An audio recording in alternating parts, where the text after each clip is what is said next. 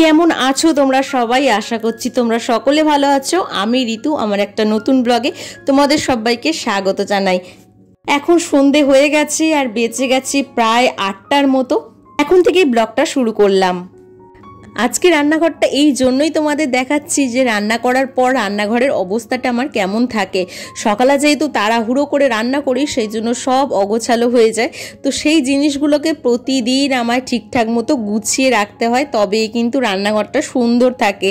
দূর থেকে যে কোনো জিনিসকে সুন্দর লাগুক না কেন, তার পিছনে যে কতটা কষ্ট আছে, কতটা পরিশ্রম আছে, সেটা যে করে তারাই জানে। প্রতিটা জিনিস এরকম অগোছালো হয়ে সকালবেলা পড়ে থাকে, যখন যেটা দরকার হয় তখন সেটা নিয়ে নিই, আর তাড়াহুড়োতে না যেখানে সেখানে রেখে দিই, তখন আর গুছিয়ে রাখার সময় থাকে না। তো যাই হোক, দেখো রান্নাঘরের কাজে হাত দিয়ে দিয়েছি। প্রতিদিনের সকাল আর এটা একটা বড় কাজ, যেটা আমাকে আজকে রাত্রিবেলা করতে হচ্ছে। কিন্তু কেন করতে হচ্ছে সেটা আমি ভিডিওর একটু পরে বলছি।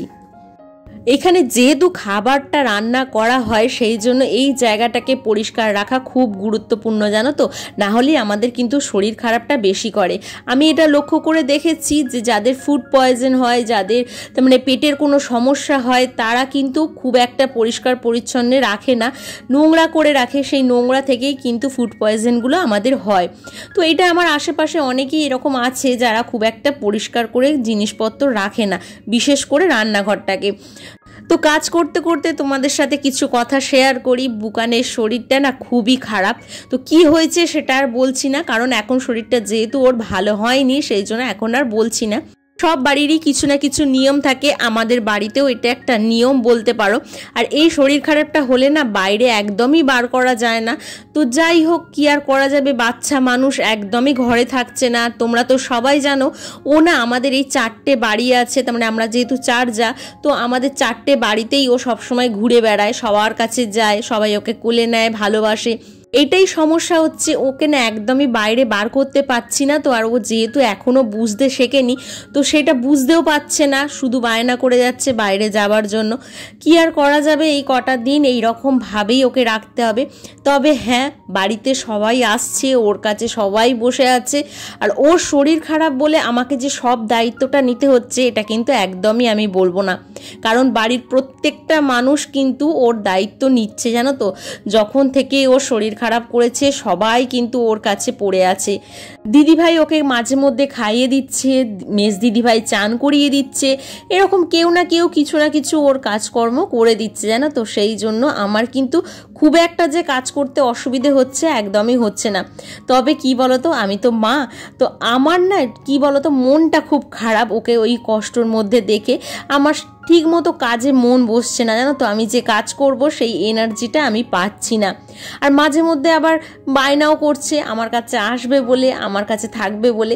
তো এই সব নিয়েই কিন্তু হচ্ছে। সেই জন্য দেখতেই পাচ্ছ রান্নাঘরটা যে আমি পরিষ্কার করছি, রাত্রিবেলা করছি, সকালবেলা একদমই সময় হচ্ছে না, সকালবেলা করে উঠতে পারছি না সব কাজ। আর রান্না তো একদমই সেরকমভাবে করে উঠতে পারছি না বলতে পারো। তো যাই হোক, কি আর করা যাবে, টুকিটাকি বাসন আছে, সেই বাসনগুলোকেও মেজে নিতে হবে। আর সঙ্গীতা তো আমার মানে বাসনগুলো একটু মেজে ধুয়ে দিয়ে যায়, এটা তো তোমাদের সবাইকে বলেছি, তোমরা তো জানো।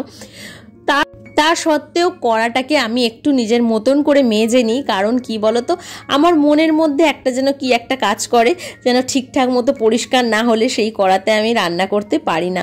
আর ও তো অনেকবারই কাজ করে, ওর পক্ষে সম্ভব নয় কড়াটাকে আমার মনের মতন করে ধুয়ে মেজে পরিষ্কার করে রাখা। তো সেই জন্য এইটুখানি কাজ আমি করে নিতে পারি, অসুবিধে হয় না আমার। তো দেখতেই পাচ্ছ অনেকগুলো বাসন ছিল, সেগুলো ধুয়ে রেখে দিয়েছি, ওকে সব বাসন তো দিই না। আর একটা বিষয় তোমাদেরকে আজকে বলবো, সেই বিষয়টা হচ্ছে কি বলতো, রান্নাঘরে না টুকিটাকি জিনিসগুলো যদি আমরা প্রতিদিন একটু করে পরিষ্কার করে রাখি, তাহলে রান্নাঘরটা কিন্তু একদম ঝকঝকে চকচকে থাকে, খুব একটা আমাদের মেহনত করতে হয় না। আর সত্যি কথা বলতে কি, রান্নাঘরে যেহেতু আমাদের অনেকটা সময় কাটাতে হয়, সেই জন্য রান্নাঘরে প্রত্যেকটা জিনিসের ওপর আমাদের ঠিকঠাক মতো খেয়াল রেখে সেটাকে পরিষ্কার রাখাটা হচ্ছে আমাদের একটা বড় দায়িত্ব। তো দেখো, এইটাতে আমি যেহেতু আটা মাখি, বেলি, সব কিছুটা করি এই ম্যাটটার মধ্যে, সেই জন্য এই ম্যাটটাকে না আমি একটু কেচে পরিষ্কার করে রেখে দেবার চেষ্টা করি। এটাকে এবার শুকনো করতে দিয়ে দিলে এটা কিন্তু একদম পরিষ্কার হয়ে যাবে। এবার দেখো কলের এইখানটা একটু ধুয়ে নিচ্ছি, এখানটা একটু পরিষ্কার করে নিচ্ছি। আর এটা প্রতিদিনের কাজ, এই কাজগুলো আমাকে রান্নাঘরের প্রতিদিন করতে হয়। এই কাজগুলো না করলে আমার কাজ কমপ্লিট হয় না বলতে পারো। সকালবেলা যদি নাও হয় এটা আমাকে রাত্রিবেলাতেও করতে হয়। যেহেতু ছোট বাচ্চা আছে, সব সময় যে টাইমের মধ্যে সব কাজটা আমি করে উঠতে পারি সেটা কিন্তু পারি না। তো সেই জন্য কি বলতো, যখনই সময় পাই, যখনই যেটা আমার মনে হয় যে এই কাজটা আমার এই সময়টায় করার দরকার, তখনই আমি করে নিই। তো দেখতেই পাচ্ছ রান্নাঘরটা একদম পুরো পরিষ্কার হয়ে গেছে, নিট অ্যান্ড ক্লিন হয়ে গেছে। আর সব কিছুটাই যেহেতু আমার এইটুখানি জায়গার মধ্যে, তো সেই জন্য সব কিছুটাকে পরিষ্কার রাখা একটু কষ্টের, জানো তো। প্রতিদিন পরিষ্কার করতে হয় সব জিনিসকে, না হলে কিন্তু এই জিনিসগুলো এত সুন্দরভাবে থাকবে না আর সেটা দেখতেও ভালো লাগবে না। খাওয়া দাওয়াটা এখন ছিমছাম হচ্ছে, একদমই বেশি রান্না করতে পারছি না, কারণ এই সব কাজ করতে করতে বুকানের টুকিটাকি দায়িত্ব নিতে নিতে আমার আর রান্না করার সময়টুকু থাকছে না। আমাদের বাড়ির প্রত্যেকটা মানুষ কিন্তু পরিস্থিতি অনুযায়ী চলতে খুবই ভালোবাসে, যেমন পরিস্থিতি থাকে সেরকম অনুযায়ী আমরা কিন্তু চলি। কোনো এক্সট্রা বায়না বলো, কোনো এক্সট্রা ঝামেলা বলো, আমাদের কোনো কিছুই কাউকে মাথায় নিতে হয় না।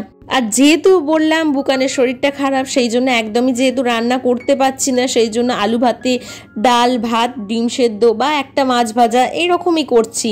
বাকি কোনো রান্নার ঝামেলা আমি রাখছি না। কিন্তু কি বলতো, এইসব পরিষ্কারের কাজ আমাকে কিন্তু প্রতিদিনই করতে হবে, সেটা আমাকে রাত্রিবেলাই হোক বা সকালবেলাই হোক। তো এইগুলোই আমার নিয়ে সংসার, এইগুলো নিয়েই থাকতে ভালোবাসি। দেখতেই পাচ্ছ এটা যে দেখাচ্ছি, আর এটা যে দেখাচ্ছি এর একটাই কারণ, সেটা হচ্ছে এই ছোটোখাটো জিনিসগুলো আমরা যদি পরিষ্কার রাখি তাহলেই কিন্তু রান্নাঘরটা পরিষ্কার থাকে। ছোটোখাটো জিনিসগুলোকে পরিষ্কার রাখা সবসময় জরুরি রান্নাঘরে, জানো তো। সেই জন্য এটা দেখালাম। আর এটা দিয়ে যেহেতু আলুর খোসাটা আমি ছাড়াই, তো সেই জন্য আলুর খোসাটা ছাড়ানো হয়ে গেলেই এটা সঙ্গে সঙ্গে ধুয়ে মেজে পরিষ্কার করে আমি রেখে দিই। এই ছোট্টখাট্ট টিপসগুলো মেনে চললেই কিন্তু আমাদের সব জিনিস কিন্তু পরিষ্কার পরিচ্ছন্ন থাকবে। ছোট ছোট জিনিসগুলোর ওপরে আমরা অনেক সময় নজর দিই না, ছোট ছোট জিনিসগুলোকে আমরা নোংরাভাবে ফেলে রেখে দিই। এটা আমি অনেকের দেখেছি যে এই ছোটোখাটো জিনিসগুলো নোংরা হয়ে পড়ে থাকে, নজর দেয় না ঠিকঠাক মতো। তো সেই জন্যই না দেখতে ভালো লাগে না সেই জিনিসগুলো। যখন অন্য কেউ ব্যবহার করবে সেই জিনিসটা ঠিক মনের মতো করে সেও ব্যবহার করতে পারবে না। তো এটা আমার মনে হয় বলে সেই জন্য এইসব জিনিসগুলোকে আমি একটু পরিষ্কার রাখার চেষ্টা করি। আলুটা যেহেতু আমার কাটা হয়ে গেছে, সেই জন্য দেখো চপিং বোর্ডটাকেও আমি মুছে পরিষ্কার করে এবার রেখে দেবো জায়গার মধ্যে। জায়গার জিনিস সব সময় জায়গায় রাখতে হবে, তবেই কিন্তু পরিষ্কার থাকবে। পরিষ্কার করার এই ছোট্টখাট্ট টিপসগুলোই আজকে তোমাদের সাথে আমি শেয়ার করছি, যে কিভাবে সব জিনিসকে তোমরা ঠিকঠাক মতো রাখতে পারবে। যারা নতুন আছো, যারা নতুন সংসার করতে যাচ্ছ, তাদের ক্ষেত্রে আমি বিশেষ করে বলছি, তারা কিন্তু এই জিনিসগুলোকে খেয়াল রেখে কাজ করো, তাহলেই কিন্তু তোমাদের কাজ করা অনেকটা সুবিধা হয়ে যাবে। এবার দেখো আমি এবার রাত্রিবেলার খাবারের জোগাড়টা করে নিচ্ছি। আজকে রাত্রিবেলার রুটি হবে যেহেতু, তো সেই জন্য আটাটা মেখে নেবো। মোটামুটি সব কাজ আমার হয়ে গেছে, দেখতেই পাচ্ছ। রুটিটা করা হয়ে গেলেই আমার আজকের কাজ শেষ।